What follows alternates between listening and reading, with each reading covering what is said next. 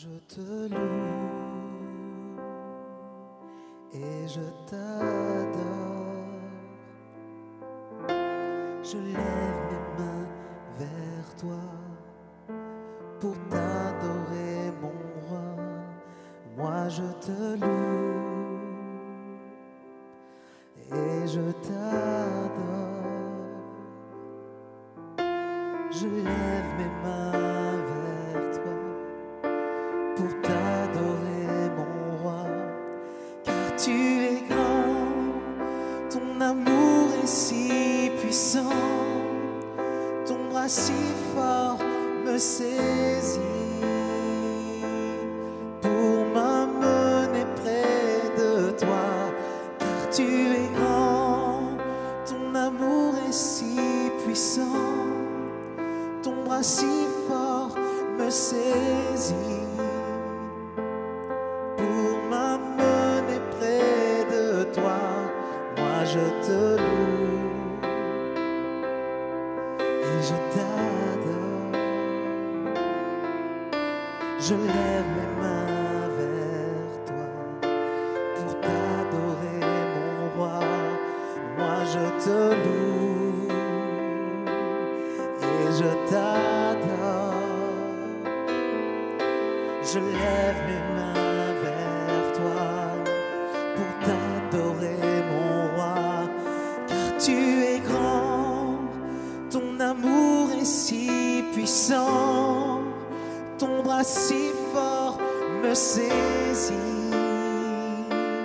pour m'amener près de toi, car tu es grand, ton amour est si puissant, ton bras si fort me saisit pour m'amener près de toi, car tu es grand.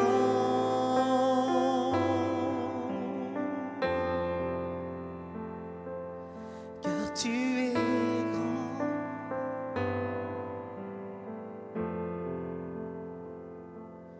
Car tu es grand.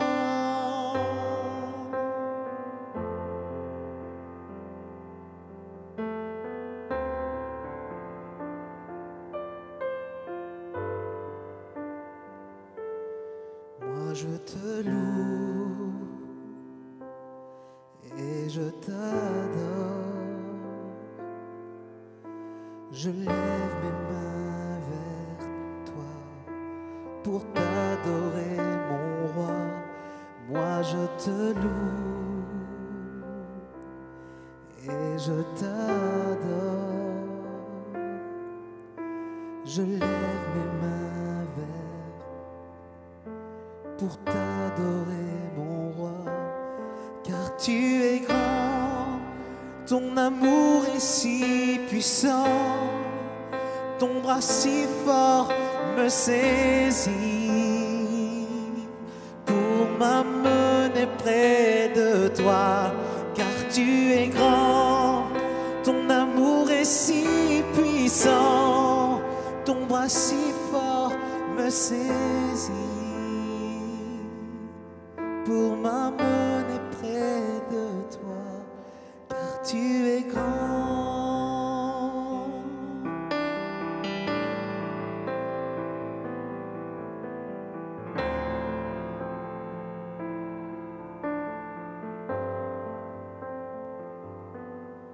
Car tu es grand.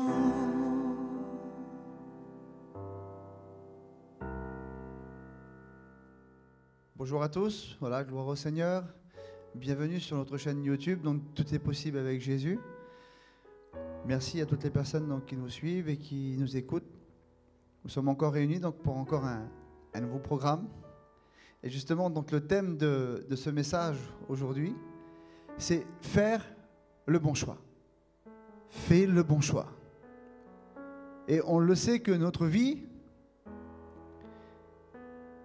va déterminer en quelque sorte, ce qui va déterminer la réussite de notre vie, c'est les choix que nous allons faire. Et c'est pour ça que j'ai fait ce message, parce qu'il est important justement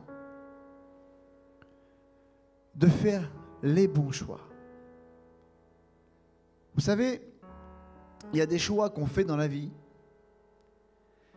qui nous amènent dans des directions, et c'est malheureux, mais on s'en aperçoit bien trop tard, dans des directions qu'on n'aurait pas voulu. Mais je dis gloire à Dieu parce qu'il y a quelque chose de formidable, c'est que la parole de Dieu est animée par quelqu'un qui est omniscient, omnipotent, omniprésent, qui est animé, dirigé par un Dieu qui connaît tout, qui sait tout et qui voit tout. Et qui nous donne la possibilité, en vérité, si on est attentif, si on écoute, de faire les bons choix. Parce que bien souvent, ce qui détermine les bons des mauvais choix, c'est les résultats de ces choix-là. Et c'est souvent trop tard. Quand on arrive dans la situation, à un moment donné, on se dit, mais j'aurais su, j'aurais pas fait ça. Et ça, c'est tout simplement l'homme qui est face, en réalité, à des choix d'homme. Mais l'homme qui se confie en l'Éternel, l'homme qui se place en Dieu, qui décide de s'appuyer sur Dieu, alors celui-là a l'espérance et l'assurance de faire le bon choix. Des choix qui vont l'amener dans une hauteur spirituelle, des choix qui vont l'amener à la bénédiction.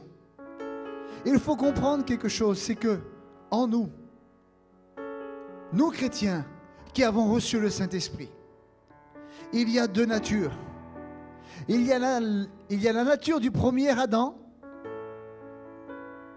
qui est celle de l'échec, qui est celle du péché, qui est celle de la destruction. Mais il y a la nature aussi en nous du deuxième Adam. Le premier Adam est la nature de la désobéissance, du doute, de la faiblesse, défaite, dominé, échec. Et il y a une pensée qui vient dans mon cœur. Satan veut qu'on choisisse celle-ci. Quand tu fais un choix, Satan veut que tu choisisses d'agir en tant que premier Adam. Parce qu'il sait que tu vas à l'échec. Il sait que tu ne vas pas réussir. Mais ceux qui sont nés de nouveau ont reçu une nouvelle nature. Comme je disais, celle du deuxième Adam. Celle de Jésus-Christ en nous. L'espérance de la gloire. Deuxième Adam égale victoire, force, obéissance, foi. Tu n'es plus dominé, mais tu domines. Il n'y a plus d'échec, mais tu es appelé à réussir. Alors il y a un verset dans la parole de Dieu. Il y a un verset qui est très très important. Et on va le lire ensemble. Et ce verset vraiment nous donne de suite quel choix nous voulons prendre. Ce verset se trouve dans Deutéronome, chapitre 30 et au verset 19. Et on va le lire ensemble. Il va dire, voilà, j'en prends aujourd'hui à témoin contre vous le ciel et la terre. J'ai mis devant toi la vie et la mort, la bénédiction et la malédiction. Choisis la vie afin que tu vives, toi et ta descendance. J'ai mis la bénédiction, la malédiction, la mort et la vie. Deux choix devant nous, deux façons de vivre, deux façons d'obéir. Obéir à la première nature adamique ou obéir à la seconde nature adamique, celle de Christ en nous. Deux choix s'installent. Pourquoi le choix, il semblerait qu'il est difficile? Pourtant, c'est évident. Si je relis ce que le deuxième Adam va procurer à ma vie, foi, pas de doute, réussite, espérance. Le choix, il devrait être évident. Le choix, il devrait être simple. Et pourtant, souvent, on choisit le premier choix, d'écouter notre chair, la nature du premier Adam. Et ça nous conduit à échouer, à être dominés, à douter, à avoir peur. Il y a une église dans l'Apocalypse, c'est l'église de la Odyssée. On a reproché quelque chose à cette église. C'est une particularité justement qui détermine aussi les choix que tu vas faire. Et il va dire sur cette église que c'est une église qui a le cœur partagé. Une source avec de l'eau tiède. Parce que tu es ni froid ni bouillant, mais parce que tu es tiède. Le verset dit, je te vomirai de ma bouche. Il leur reproche qu'ils ont un cœur partagé. Vous savez, les expériences du passé nous aident aujourd'hui à faire les bons choix. Je vais être honnête avec vous, j'ai vécu cette période dans ma vie chrétienne où mon cœur était partagé. Mes yeux avaient comme un double sens. J'aimais Dieu, je regardais les choses de Dieu, mais de l'autre côté, mon regard était attiré vers les choses du monde, vers les choses de la vie, vers les choses que ma chair voulait et désirait. Pourquoi? Parce que je n'avais pas réellement fait un choix. J'étais entre deux, j'étais comme cette église, tiède. Ni froid, ni bouillant. Et parce que j'étais tiède, alors les choix que je faisais m'amenaient souvent dans un endroit où j'allais échouer. Les choix que je faisais m'amenaient à être dominé par ma nature. Les choix que je faisais m'amenaient souvent à être triste et à dire, voilà, je n'y arriverai jamais. Pourquoi? Parce que c'était moi qui prenais ces choix. C'était ma chair qui décidait. Rappelons-nous de cet homme, Eutychus. Où était positionné cet homme? Il n'était ni à l'intérieur, ni à l'extérieur. Et il s'est passé quelque chose. Il a fini par s'endormir. Il écoutait la parole de Dieu, mais il écoutait aussi ce qui se passait dans le monde. Il écoutait ce que Dieu voulait pour lui, mais il écoutait aussi sa chair. Il a fini par s'endormir. Et excusez-moi, je ne veux faire peur à personne, mais cet homme est mort. Mais, gloire à Dieu, il s'est passé quelque chose. Un homme de Dieu, envoyé par le ciel, est venu vers cet homme, a prié pour lui, et cet homme a été guéri, délivré de la mort. Et je voudrais te dire qu'aujourd'hui, Jésus t'envoie sa parole. Parce que Jésus ne veut pas ta mort. Jésus veut ta réussite. Et si aujourd'hui peut-être ton cœur est comme mort, comme Eutychus, tombé, il est capable de te ressusciter. Aujourd'hui, il veut ressusciter ta vie.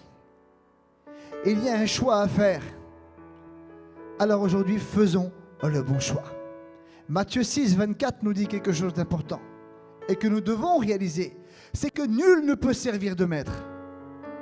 Il n'y a pas de compromis avec Dieu. C'est oui ou non.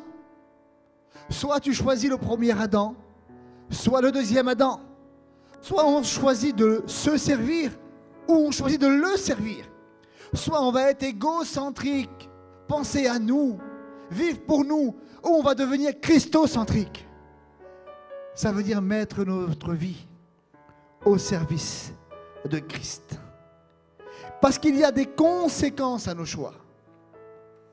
Il y a des conséquences à nos choix. Et ça, il faut le réaliser. Il faut rappeler le verset Deutéronome 30, 19. J'ai mis devant toi la vie, la mort, la malédiction, la bénédiction. Là, le choix que tu vas faire aujourd'hui a des conséquences. Là où tu seras demain, ça sera le résultat du choix que tu fais aujourd'hui. Il y a des choix, il faut le réaliser, qui nous feront perdre l'onction, l'approbation de Dieu. Souvenons-nous de cet homme Samson. Il avait reçu l'onction. Cet homme était rempli de force, rempli de sagesse, rempli de courage. Et cet homme va perdre sa force à cause d'un choix.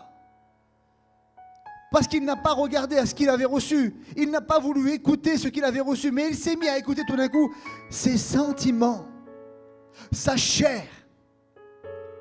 Et vous savez, nous aussi, des fois, on est touchés.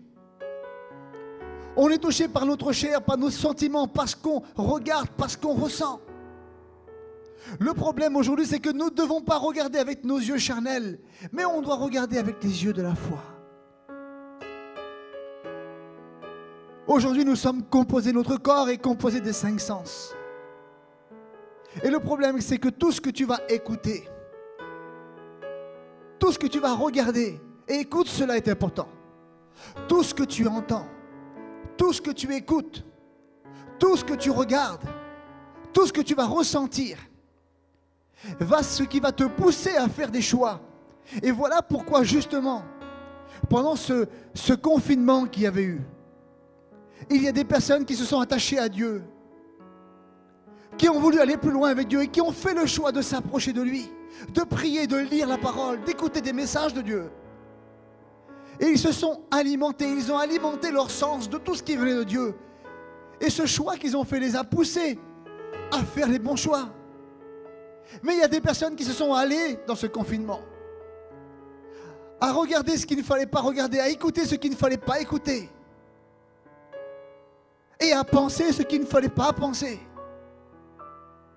Et ils se sont retrouvés dans des situations à cause des positions et des choix qu'ils avaient faits. Le bon choix, il faut le réaliser, nous fera enfanter la bénédiction. Le bon choix nous fera enfanter la bénédiction. Et il y a cette femme qui s'appelle Ruth. Oui, parce que ce n'est pas toujours facile. Il y a des choix qui ne sont pas faciles. Il y a des choix que Dieu nous demandera de faire qui ne seront pas toujours faciles. Parce qu'il l'a dit, il n'a jamais dit que ça serait facile. Mais il a dit qu'il serait toujours avec nous. Il a dit qu'il ne nous quitterait pas. Il a dit qu'il était cet ami fidèle, qu'il nous laissait le Saint-Esprit pour nous conduire. Et cette femme a fait un choix difficile. Elle n'a pas choisi la facilité, mais elle a choisi Dieu. Cette femme perd son mari. Cette femme perd ses enfants. Et il y a une femme qui est là à côté. Cette femme s'appelle Noémie. Il y a Ruth qui est là, qui perd son mari. Et c'est compliqué pour elle.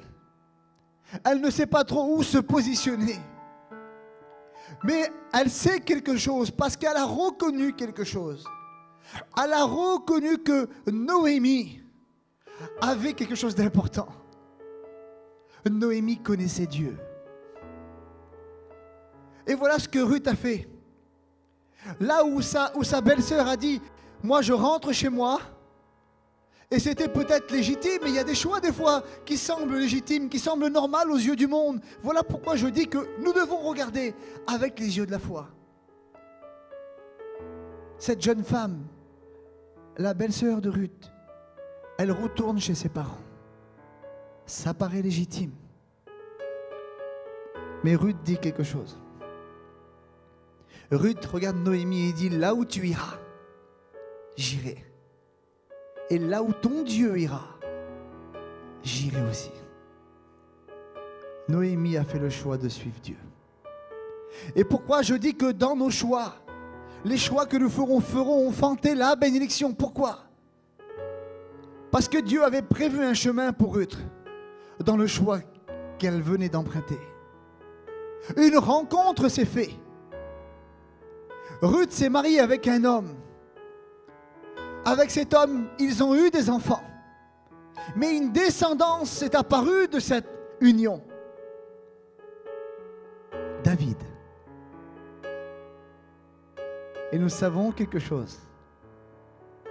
C'est que la postérité de David, c'est Jésus.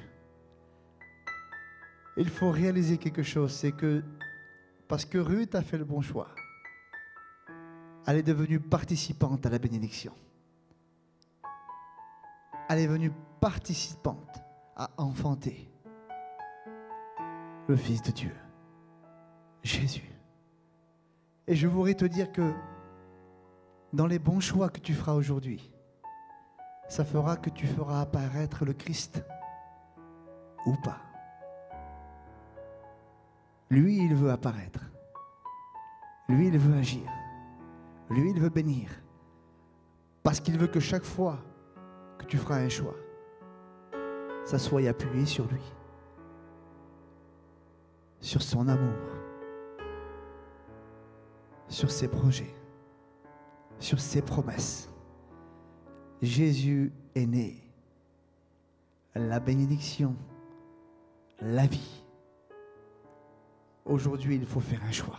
Alors comment remporter la victoire sur cette nature du premier Adam? Comment faut faire pour remporter la victoire sur cette nature du premier Adam? On en revient toujours au même message, mais c'est le message central de la Bible. Et l'apôtre Paul a dit quelque chose. Et aujourd'hui, je veux emprunter le même message. Je ne veux rien savoir d'autre que Christ crucifié. Et simplement Christ crucifié. Alors comment faire pour remporter la victoire sur la chair? Sur le premier Adam? Tout simplement croire que Christ l'a déjà fait à la croix. Tout simplement mettre ta foi en action et dire oui Seigneur, tu l'as accompli à la croix. Alors je voudrais simplement vous lire un verset dans la parole de Dieu qui se trouve dans 2 Corinthiens 10, verset 4. Car les armes avec lesquelles nous combattons ne sont pas charnelles, mais elles sont puissantes devant Dieu pour renverser les forteresses. Nous renversons les raisonnements et toute hauteur qui s'élève contre la connaissance de Dieu. Et c'est là, écoutez, et nous amenons toute pensée captive à l'obéissance au Christ. Sache aujourd'hui que les choix que tu vas faire, c'est des choix que tu es capable de faire. L'ennemi veut te dire par des raisonnements, par des pensées, il veut te tenir captif en disant non, tu n'es pas capable de faire ces choix. Tu ne les tiendras pas, tu n'y arrives pas. Mais aujourd'hui, la parole de Dieu t'appelle à croire, à mettre ta foi en action et à dire non, je veux renverser les raisonnements, je veux renverser les forteresses, je veux renverser ces forteresses qui s'élèvent parce que je veux rendre aujourd'hui toute pensée, tout choix captif à l'obéissance à Christ. Et je le déclare aujourd'hui au nom de Jésus. Alors aujourd'hui, je t'appelle. Et Dieu t'appelle à faire le bon choix. Faire le choix. Non de t'appuyer sur l'identité du premier Adam, mais de t'appuyer sur l'identité du deuxième Adam qui est Christ, qui t'appartient. Et alors tout changera. Dans quelques jours, quelques semaines, quelques mois, quelques années, je déclare que tu diras, j'ai fait le bon choix. Parce que là où je suis, c'est là où Dieu veut que je sois. Ce que j'ai fait, même que ce n'a pas été facile comme Ruth, comme Noémie, je l'ai fait parce que j'ai décidé de m'appuyer sur toi, Seigneur. Mais j'ai fait naître la bénédiction. J'ai fait apparaître le Christ dans ma vie. Alors, Seigneur Jésus, peut-être il y a des personnes qui sont comme tièdes, avec un cœur partagé. Mais aujourd'hui, je crois que des personnes vont sortir de la tiédeur pour être bouillants pour toi. Faire le bon choix pour toi. Et nous voulons que toute pensée contraire à l'obéissance à Christ soient consumés dans le nom de Jésus. Mais qu'à partir d'aujourd'hui, les hauteurs, les raisonnements, les forteresses tombent, sont détruites, et que toute pensée va être attirée à ton obéissance, Seigneur. Je te dis merci, Jésus, parce que c'est ce que tu fais maintenant. Au nom de Jésus. Amen. Que Dieu vous bénisse.